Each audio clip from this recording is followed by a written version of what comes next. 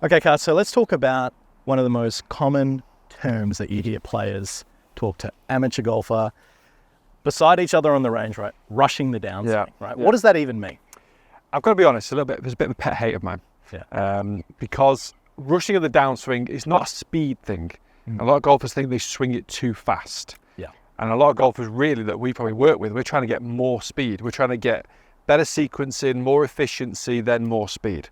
So we need to kind of roll it right back. Why do you feel like you're rushing? I think the key one is to say, okay, why do you feel like you're rushing? What do you feel like you're doing? Then we can kind of make an observation. The majority of the time, it kind of comes from a trail side moving towards the golf ball. Snatchy. So you see that a lot, the snatchy one, the snatchy rushed one.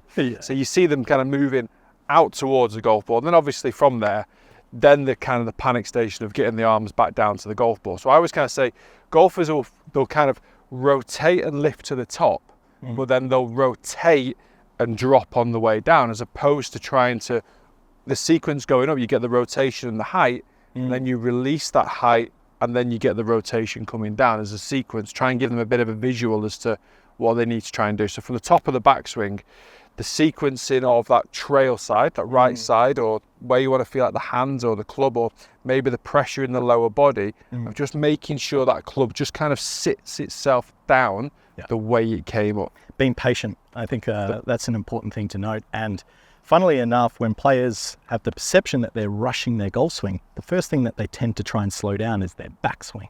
But if you try and slow down your backswing even more through this stage, intuitively, you know you still need to send this ball X amount of distance. So what happens, you go slow, low, slow and low, then all of a sudden you've shifted off a foot behind the ball, and then you go, okay, let's go. And then you're really, really out of whack from there.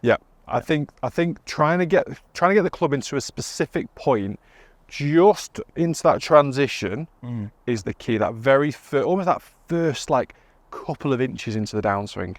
Just as you can set the club, pressure, and then clear. I always feel like the rotation, and we hear a lot of golfers and coaches always talk so much about rotation. Rotation will help you with the power, but it needs to be sequenced at the right time. Yeah, correct. And I would feel that the sensation that players have here, mate, when they are rushing their downswing, it's usually at the moment of impact that they feel like they're up and out of it. Yeah. And the reason that actually happens is because as their upper body is firing towards the target, the arms get left behind. We see this common position with a lot of recreational golfers where the hands would be too far behind the body by this section. Whereas the professional, if we keep that body exactly the same, and we just lower those arms back in front of that right leg there, well, that's where they would be. And you can see as I begin to pivot through, well, it's going to give us that tour look at the moment of impact. Back in front of the chest, aren't they? We'll get back to that video in just a second, but I just want to tell you quickly about my online training platform, Perform Golf. Being a player myself and going through the struggles of working on my game all the way up to playing on tour, I understand that nagging feeling that you're putting work in that's not actually making a difference to your swing and your golf game. So that's why I've created an all-encompassing membership covering every aspect of the game to help you fast track your progress and get you shooting lower scores. It's available on all the app stores and on the web. The link is down below. So sign up now, experience the difference yourself. Let's get back to the video. So what you're saying here is that really the key position that players need to be able to manage throughout their swings and their practicing and on the golf course to stop this rushing is the transition move of ensuring that they're giving themselves enough time for their arms to naturally come back in front. Because I've seen a lot of players, they have the understanding that they need to get the arms back in front, so they start pulling them down. Now all of a sudden, Lee Scholl's gotten high and they're still in the same position. Low body stuff worked its way in. A lot of golfers are very good at now, so there's so much information out there, they're very good at identifying the early extension. And it's like, I need to stop early extending. And I always Dr. Google said so. Yeah, exactly. So it's like, you got to work back. There's a reason you're early extending. Correct. Like, we have to work back. You can see the main fault. You see it because that's the obvious fault. But there's a reason that's happened. And a lot of the time, as you said, you go that way, you got to get the club down and you got to get in. So it's a really common fault. But like I say, it's a tricky one to change as well. It's a hard change. I've got a great feel that I use with players that I coach. I'd be interested to hear your thoughts. Is because for the right-hander, it's easy to identify that this part of your body and the motion is dominating the downswing. I actually get them to just bring awareness to the back of their right shoulder. And for me, this also ensures that they're getting enough rotation in the backswing, but also being patient enough in the downswing so they are not rushing it. And that would be that if the back of the right shoulder right now is facing up towards the sky, my objective is to get it facing the target and keeping it facing the target for as long as I can. Yes. Right? Yep. And as I do that, because you are coiling and pivoting in the backswing, you will naturally create a bit of dynamic flow. Yep. Where it feels like that golf club has so much time to come down. Yeah.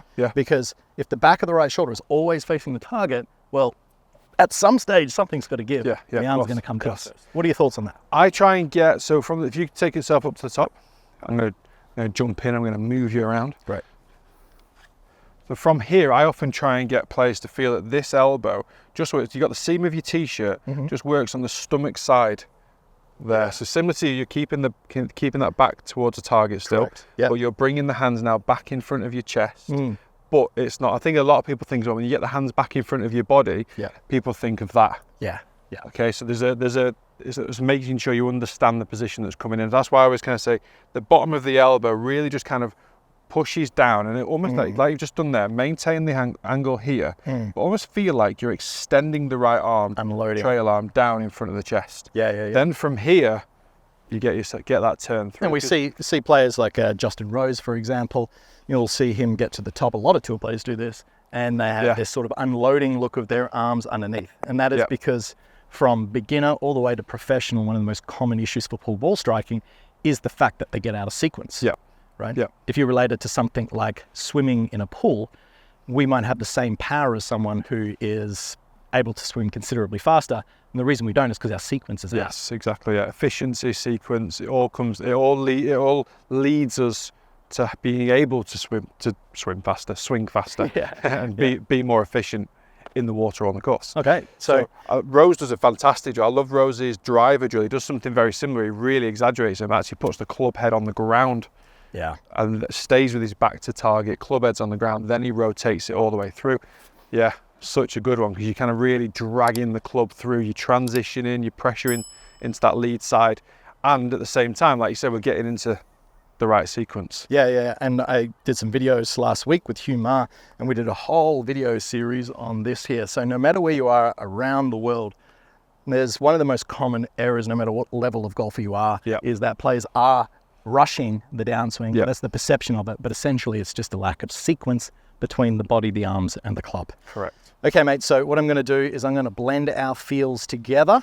I'm going to get the back of my right shoulder keeping facing the target. I'm going to feel like this arm is lowering in front of the seam line of the shirt. That's the checkpoint.